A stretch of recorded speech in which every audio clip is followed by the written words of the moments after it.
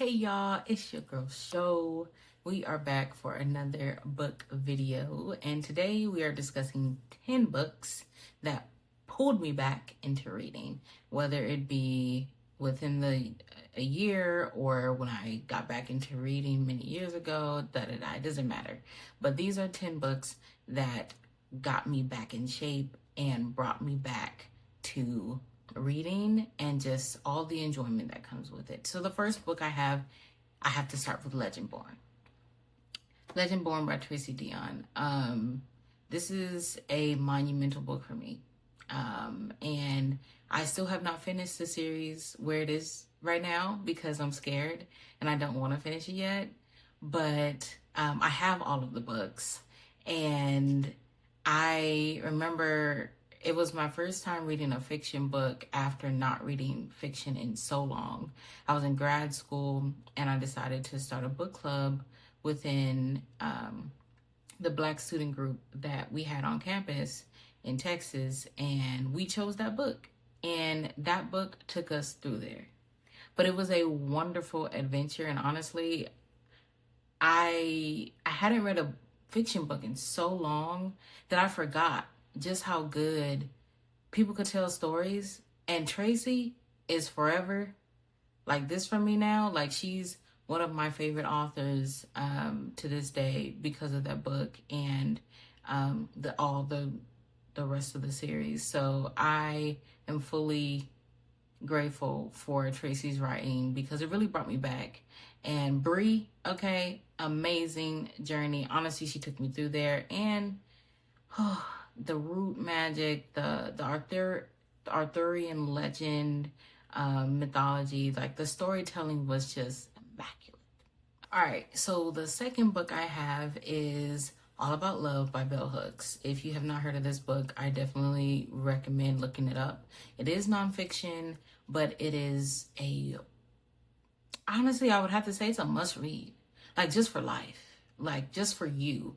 Understanding love as a verb, understanding what it means to be a practitioner of love, to be an embodiment of it, the differences between care and love, though care may build upon love, they are not the same. I mean, everything that Bell Hooks took us through there, it doesn't mean you have to agree with every single thing that she says, but there's so much goodness in that book. And it brought me back because in my professional work, trauma-informed care is like super important. So reading that book was like eye-opening. It was my second time reading it, honestly.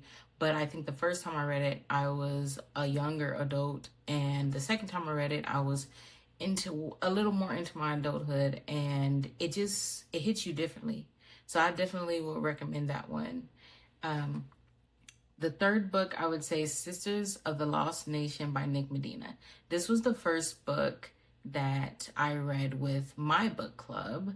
In a simple Discord server with just 2 other people, we read this book, and this was a wonderful read. It was a thriller. It was a YA. I mean, just think of indigenous mythology, just wonderful ride, but also telling a great story that needed to be told, because the lost children, the lost sisters, the many indigenous people that go missing every year.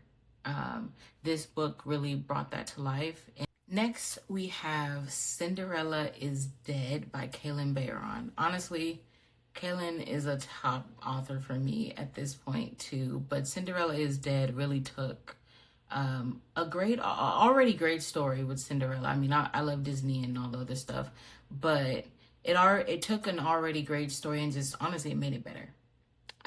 Sophia in the story and the way that Kaylin portrayed all of the misogyny that would happen in that kingdom was amazing. All of what it means to be a growing girl, what it means to be an adult girl, what it means to be growing up in a kingdom that only wants to auction you off. It was an amazing read, and honestly, for it to be YA, it's like, okay, and fantasy, which I'm just getting into a lot more these days. It's so interesting to think of that book as fantasy, because I don't think when I read it that I recognized it as such. So number 5 is The Road Back to You, an Enneagram Journey to Self-Discovery. It's by 2 authors, and this is like a self-help book. This was really good for me. It made me think, to be honest. It brought a lot to the forefront for me that I hadn't thought about, all of the types. But I always recommend, you don't take these things as law, but you take them as a guide. And I think it was a very good guide for me when I read it, and it brought me to a place of wanting to deep dive into not just more things related to Enneagram, but also just reading in general. So number 6, Ace of Spades. Oh my goodness. By Farida Abigayimide. 5-star book. Okay. I mean, just, Shiamaka and Devin, like, I imagine 2 very different on the spectrum, but still landing in the same space because there's still one common enemy. And what is it? Racism. But it was an amazing thrill ride. I fully enjoyed that book. That got me into reading. I think I read like 5 more books that were similar to Ace of Spades right after that. So next, number 6 is Neon Gods by Katie Robert.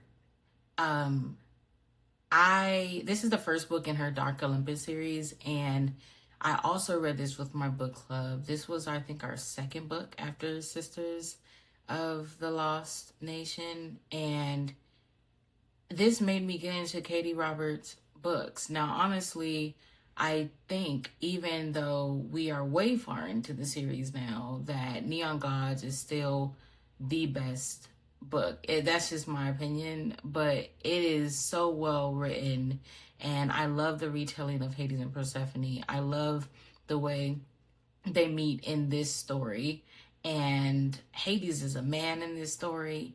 I love the way BDSM is portrayed. I love the underground scenes. I love the portrayal of Demeter, Persephone's mom. I love all of the things in this book, okay? There's so many things that are discussed in this book that are done really well, and I really appreciated that from Katie. It made me want to dive deeper, obviously, into her own series, but then I started to dive deeper into more retellings of mythological figures.